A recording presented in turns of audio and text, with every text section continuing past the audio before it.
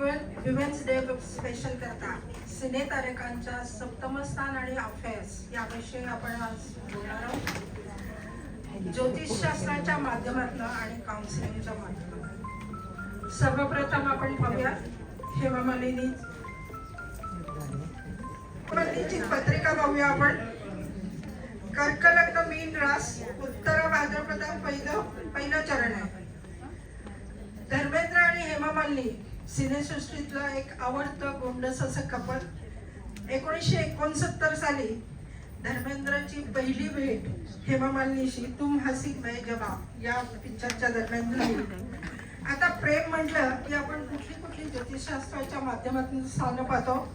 तर पहिलं स्थान पाहतो ते लग्नेश, कारण तिला पाहिलं आणि मी प्रेमात पडलो.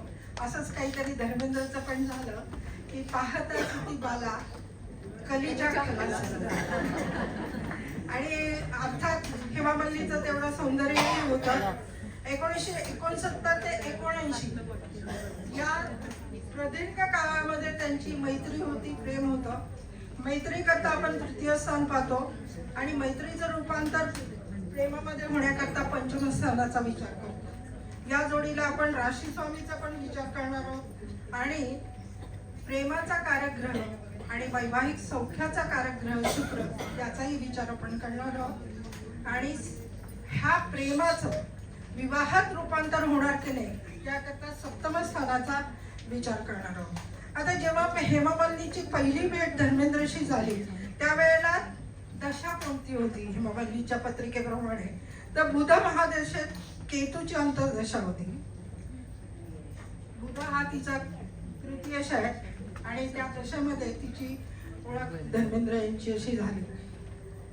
आता लग्नेश चंद्र हा पंचमेश मंगळाशी नवपंचम योग, तृतीयश बुधाचा प्रेमाचा कारक ग्रह शुक्राशी लाभ योग, तृतीयश बुधाचा राशी स्वामी गुरुशी लाभ योग, तृतीयश बुधाचा सप्तमेश शनीशी लाभ योग आणि पंचमेश मंगळाचा शुक्रवाणी शनीशी. प्रेमाचा कारक ग्रह शुक्र आणि वैवाहिक सुखाचा कारक ग्रह पण शुक्र आणि सप्तमेश शनी आहे त्याच्याशी नवपंचम योग. सप्तमेश शनी सिंहेमध्ये शुक्राबरोबर. आता सप्तमेश शनी हा सिंहेमध्ये शुक्राबरोबर काय दाखवतो तर जोडीदाराच्या बाबतीत शिस्त आणि काही प्रमाणात अंतर दोघांमध्ये आणि विलगता दर्शवतो. आणि म्हणून हा प्रेमच विवाह झाला पण तिला तडजोड ही करावी लागली, कारण धर्मेंद्र हे पहिल्यापासूनच विवाहित होते. आता त्यांचं लग्न ते 21 ऑगस्ट 1979 ला धर्म परिवर्तन करून झालं. तर त्यावेळेला दशा कोणती होती तर बुध महादशेत गुरुची म्हणजे राशी स्वामीची 1 जुलै 1979 ते 6 ऑक्टोबर 1981 पर्यंत होती. बुधामध्ये गुरुमध्ये गुरुची विदशा 1 जुलै 1979 ते 19 ऑक्टोबर 1979 पर्यंत होती आणि विवाह झाला 21 ऑगस्ट 1979 ला. प्रेमविवाह झाला पण तो धर्मपरिवर्तन करून झाला. धर्मेंद्रनी दिलावर खान आणि हेमा मालिनीचं आयेशा खान या नावाने हा इस्लाम धर्म स्वीकारून विवाह झाला. आता ह्यामध्ये आपण दशा का पाहिली याच्यामध्ये की प्रॅक्टिकल ॲस्ट्रॉलॉजी विवाह योगाचा आपण जर विचार केला याच्यामध्ये तर लग्नेश सप्तमेश आणि राशी स्वामी यांचा विचार करतो आणि पूरक म्हणून 2 अकराचा विचार करतो. इथे लग्नेश चंद्र आहे, सप्तमेश शनी आहे, राशी स्वामी गुरु आहे. ग्रहांचा विचार करता चंद्राचं 24, सप्तमेश शनीचं वय 30-36 आणि तृतीयेश बुधाचं वय 32. म्हणजे हा विवाह शनी आणि बुधाच्या ह्याच्याप्रमाणे होईल. म्हणजेच शनीचं वय 30-36 आणि बुधाचं वय 32. आता या ठिकाणी ज्यावेळेस हा विवाह झाला त्यावेळेला हेमा मालिनीचं वय 31 होतं. प्रेम त्यांचं जे झालं दोघांचं 1969 ते 1979 काळ जर पाहिला तर त्यावेळेला हेमा मालिनीचं वय 21 ते 31 होतं. म्हणजे ज्योतिषशास्त्रातले जे प्रॅक्टिकल नियम आहेत ते या कुंडलीला बरोबर बसतात. आता शुक्र हा सिंह राशीत असल्यामुळे कला आणि सौंदर्याचा कारक ग्रह आहे, त्यामुळे नृत्य आणि अभिनयात जागतिक प्रसिद्धी हेमा मालिनीला मिळाली. आणि म्हणूनच तिला ड्रीम गर्ल म्हणून आजही समजलं जातं. आजही जेव्हा हेमा मालिनी गणेश कला केंद्रात जेव्हा येतात त्यावेळेला आपण जर प्रत्यक्ष पाहिलं तर सौंदर्याची खाण आपल्याला आजच्या मितीला सुद्धा त्यांच्यामध्ये दिसते. आणि आजही आपलं मन अचानकपणे म्हणायला लागतं ड्रीम गर्ल. पंचमेश मंगळ सिंह राशीत वृश्चिकेचा, त्यामुळे शास्त्रीय निद्रात ती निपुण राहिली आणि प्रचंड ऊर्जा मिळाली तिला, कारण तो कर्मेशही आहे. आणि कर्क लग्नाला राजयोगकारक ग्रह मंगळ हा स्वराशीत, त्यामुळे संघर्षावर मात करून त्यांनी यश मिळवलं. कौटुंबिक जीवनात सुद्धा त्यांनी कायम संघर्षाचा सामना करून आपल्या कौटुंबिक जबाबदाऱ्या आणि मुलांचं लालन पालन संगोपन आणि जबाबदाऱ्या म्हणजे त्यांचा विवाह, दोन्ही मुलींचे विवाह एवढेच नव्हे तर सनी देओल आणि त्यांच्या भावंडांच्या लग्नामध्ये सुद्धा त्या हजर होत्या. म्हणजेच जोडीदाराची खूप चांगली साथ त्यांना मिळाली. आणि याचं श्रेय धर्मेंद्रलाही जातं, कारण धर्मेंद्रने कायम सार्वजनिक जीवनात त्यांना बरोबर ठेवलं. आता पुढची आपण पत्रिका पाहूया. रेखाची पहिलं गाणं. आता रेखाची पत्रिका आपण जर पाहिली तर धनु लग्न कुंभ राशी आणि नक्षत्र पूर्व भाद्रपदा दुसरं चरण. विवाह योगाला आपण सेम स्थान करणार लग्नेश सप्तमेश आवाज आवाज 2-11चा विचार. आणि अफेअर करता नेहमीप्रमाणे लग्नेश तृतीयेश पंचमेश राशी स्वामी आणि शुक्राचा विचार करणार. तर लग्नेश गुरु उच्च राशीत अष्टमात, तृतीय शनी तुळेचा उच्चीचा लाभात बुधाबरोबर, पंचमेश मंगळ राहू बरोबर लग्नात धनु राशीत, राशी स्वामी शनी उच्चीचा लाभात बुधाबरोबर, सप्तमेश बुध लाभात उच्चीचा शनी बरोबर. आणि शुक्राच्या वयात मंगळ आहे. शुक्राच्या वयात मंगळ हा लग्नेश पंचमेश किंवा सप्तमेश अशा संदर्भात असेल तर अशा व्यक्तीची शुक्राच्या वयात नाही शुक्र तिथे ज्या स्थानात आहे त्याच्या व्यवस्थानात मंगळ आहे. लग्नात आहे ना मंगळ, शुक्र व्यवस्थानात आहे, पण शुक्र ज्या स्थानात आहे त्याच्या मागच्या स्थानामध्ये मंगळ आहे.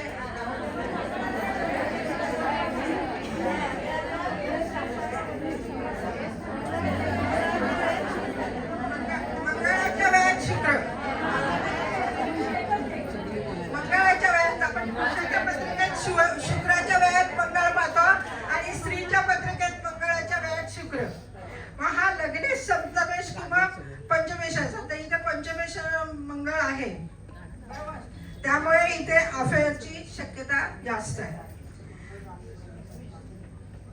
लग्नेश अष्टमात आहे बघा, इथे लग्नेश अष्टमात आहे, त्यामुळे प्रेमामध्ये हिला सक्सेस मिळालेला नाही. रेखा आणि विनोद मेहरा यांच्या लग्नाच्या अनेक चर्चा आणि अफवा आहेत.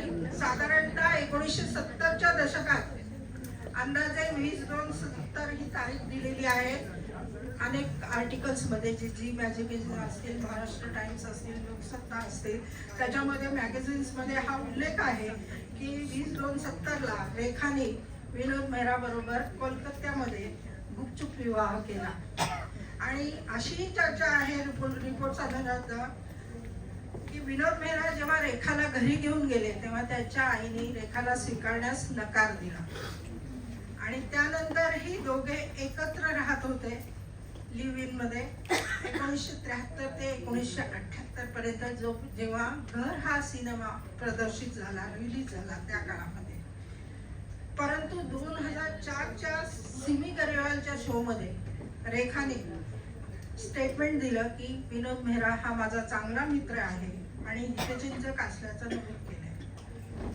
विनोद मेहरा यांनी 1974 साली मीना बोकरा यांच्याशी विवाह केला आईच्या म्हणण्यानुसार, परंतु त्यानंतर सुद्धा ते रेखा बरोबर राहत होते, त्यांचे प्रेमसंबंध कायम ठेवले होते आणि म्हणूनच हे अफेअर म्हणावं लागेल.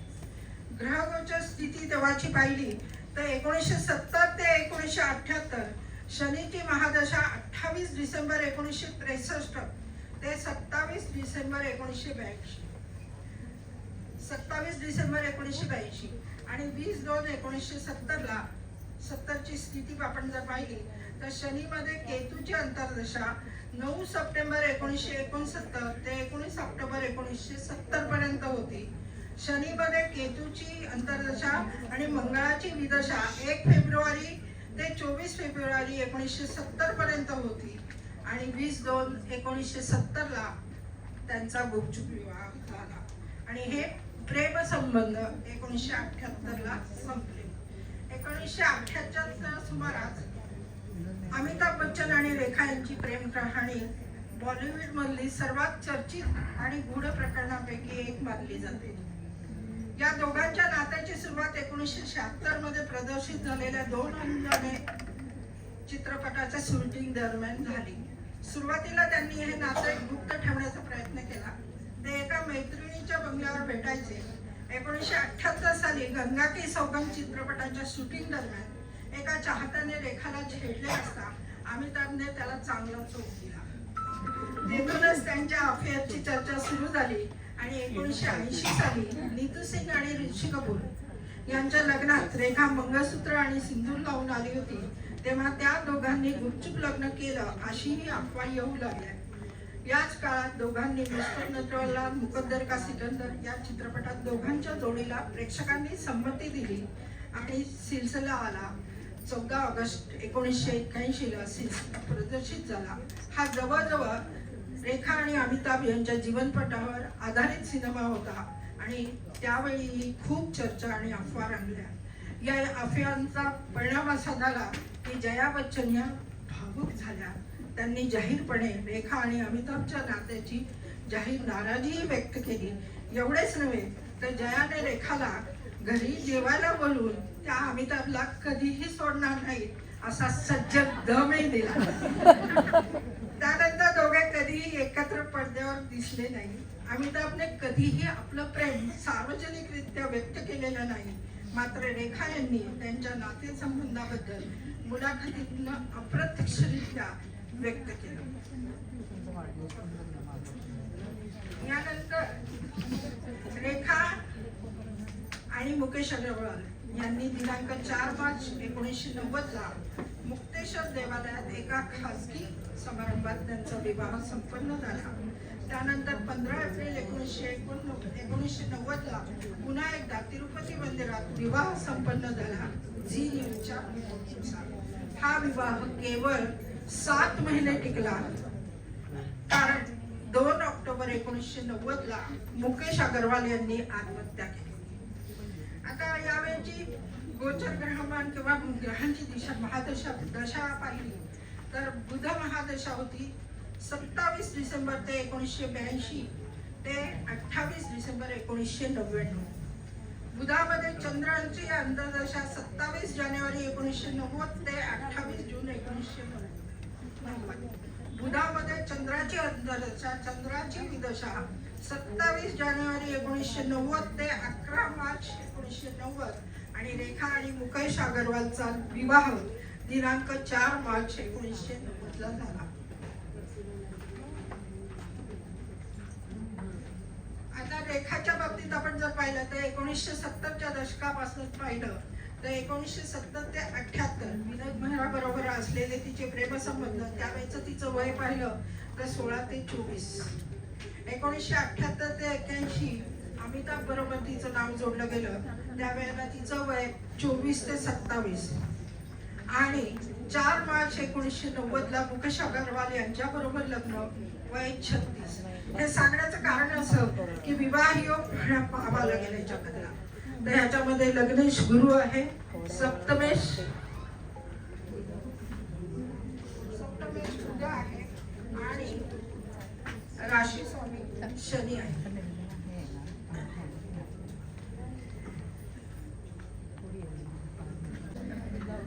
परवीन बाबी मीन रास वृश्चिक लग्न, रेवती नक्षत्र 3रं चरण.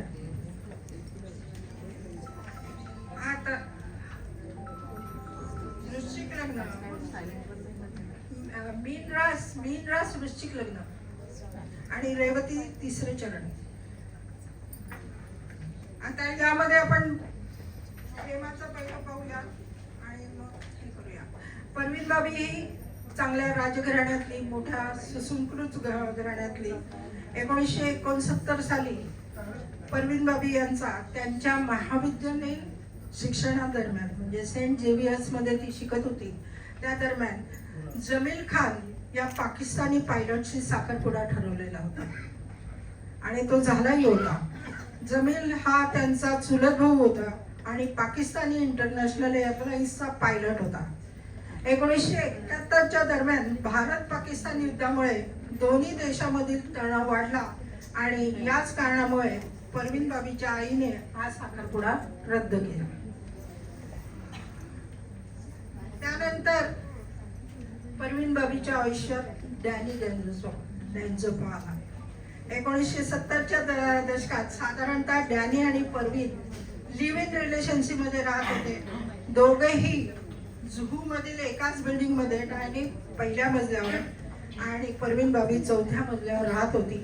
त्या काळामध्ये म्हणजे 1970च्या दशकात लिव्ह इन ही संकल्पना फार धाडसी निर्णय होता त्यांचा.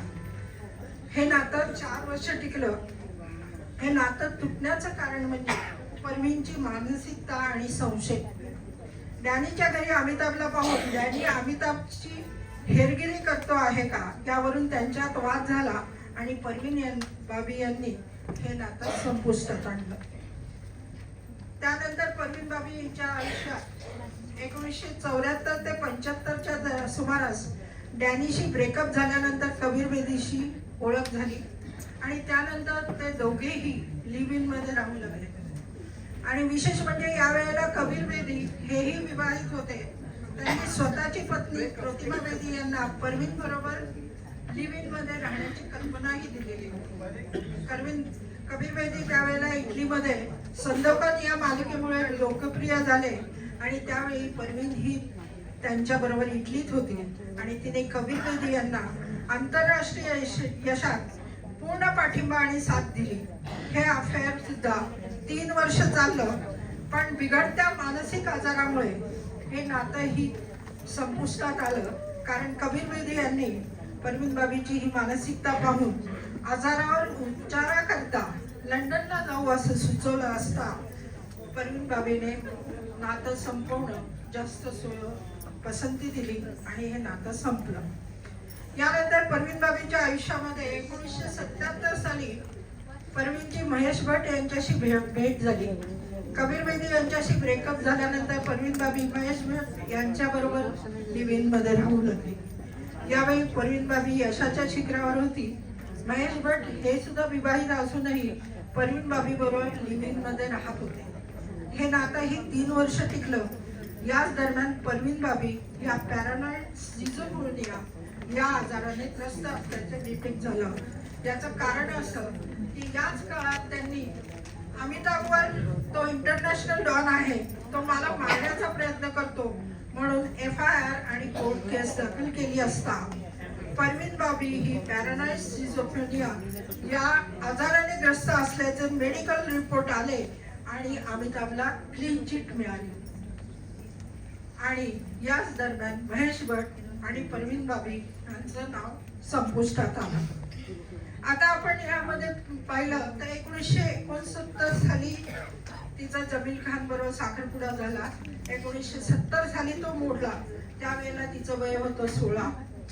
डॅनी बरोबर 1970 ते 1974 4 वर्ष, त्यावेळेला 16 ते 20 वय. कबीर बेदी यांच्या बरोबर 1974-75 ते 1978 पर्यंत 3 वर्ष हे नातं, वय 23. आणि मुकेश भट्ट यांच्या बरोबर 1977-78 ते 1981 3 वर्ष, यावेळेला त्यांचं वय 26. ब्रेकअप झालं तेव्हा. सप्तमातला गुरु काय देतो आपल्या प्रॅक्टिकल ऍस्ट्रॉलॉजी मध्ये, तर 28 वयाच्या अगोदर विवाह नको. आणि इथे तर लिव्ह इन रिलेशनशिप आणि भागीदारी, प्रेमाची भागीदारी सुरू झाली आणि म्हणूनच तिला जोडीदाराचं सुख लाभलं नाही, वैवाहिक सुख तर त्याहूनही नाही. शुक्र मंगळाचं नवपंचन, परंतु मंगळाबरोबर राहून हा नात्यामध्ये कटुता आणतो आणि संशय आणि गुढता वाढतो.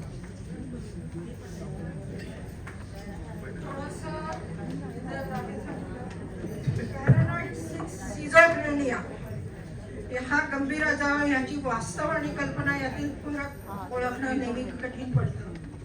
याची लक्षणं काय तर सतत कोणीतरी पाठलाग करतंय, हानी करण्याचा प्रयत्न करतोय, प्रत्यक्षात नसलेल्या वस्तू दिसणं किंवा आवाज ऐकू येणं, मित्र किंवा कुटुंब विश्वास दाखवणं त्यांच्यावरती, विनाकारण संशय घेणं. आणि याची कारण काय तर अनुवंशिकता किंवा मेंदूतील डोपामिन रसायन या पातळीमध्ये असमतोल असणं, मानसिक धक्का आणि अंमली पदार्थांचं सेवन, त्यामुळे पॅरानॉइड सिझोफ्रेनिया होऊ शकतात. ज्योतिषशास्त्राच्या माध्यमातून आपल्याला याकरता कुठल्या स्थानांचा विचार करावा लागेल तर लग्नेश चतुर्थ स्थान, पंचम स्थान, षष्ठ स्थान, अष्टम स्थान आणि 12वं स्थान. ग्रहांचा विचार कुठला करावा लागेल तर चंद्र आणि बुधाचा. लग्नेश षष्टेश मंगळ, राहू बरोबर धनु राशी, राशी स्वामी व पंचमेश गुरु वृषभात शत्रू राशी, चंद्र मीनेत त्यामुळे द्विसभा राशी आणि अष्टमेश बुध कुंभेत.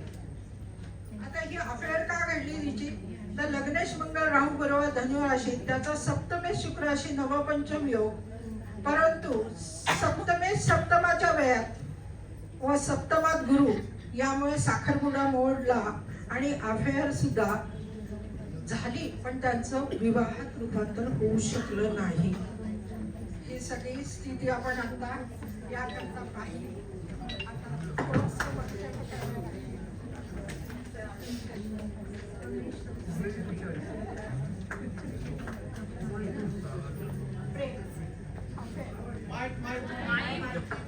प्रेम अफेअर. जो माणूस काल तुझ्याशिवाय मी जगूच शकत नाही म्हणत होता तो आज तुम्हाला इग्नोर करतोय, मग याला प्रेम म्हणायचं का खेळ? सुरुवातीला ती व्यक्ती तुम्हाला स्वप्नासारखे वागवते, सतत calls, good morning, good night, तू माझं सगळं असं आहे, तुझ्याशिवाय मला काही नको, इतकं प्रेम, इतकं लक्ष की तुम्हाला वाटतं फायनली येस मला कोणीतरी खरंच समजून घेतलं. पण हे प्रेम असतं का? याला सायकोलॉजीमध्ये लव्ह बॉम्बिंग म्हणतात. Love bombing. खूप कमी वेळात खूप जास्त प्रेम देणं जेणेकरून तुम्ही इमोशनली अटॅच व्हाल आणि मग अचानक स्विच ऑफ. मेसेज रीड होतात, रिप्लाय नाही, कॉल्स बंद, तुम्ही विचारता काय झालं आणि उत्तर येतं काहीच नाही, तू ओव्हर थिंकिंग करतेस, मला स्पेस हवी. ही स्पेस नाही, ही सायलेंट ट्रीटमेंट आहे. आणि ही सायलेंट ट्रीटमेंट म्हणजे काय? Emotional punishment. याचा सगळ्यात धोकादायक परिणाम काय होतो? तुम्ही स्वतःला दोष द्यायला सुरुवात करू लागतात. मी काय चूक केली की मला बदलायला हवं? आणि हळूहळू तुम्ही स्वतःला कमी करत जातात, चेंज करत जातात, फक्त आणि फक्त त्याचं ते जुनं प्रेम परत मिळवण्यासाठी. हा एक पॅटर्न असतो. ते परत येतात, पुन्हा गोड बोलतात, तुम्हाला वाटतं तो खूप सुधारलाय, पण काही दिवसांनी पुन्हा तोच थंडपणा. तेच इग्नोर करणं emotional roller coaster, emotional punishment repeated, आणि तुम्ही अडकून पडता. लक्षात ठेवा, खरं प्रेम कन्सिस्टंट असतं. जे प्रेम पनिशमेंट म्हणून काढून घेतलं जातं ते प्रेम नसतं, तो कंट्रोल असतो. मानसिक शांतता देणारं नातं असेल त्याला खरं म्हणता येईल, खरं प्रेम म्हणता येईल. ज्या नात्यात नेहमीच गोंधळ आहे, भीती आहे, सायलन्स आहे, त्याला कसं प्रेम म्हणायचं? धन्यवाद.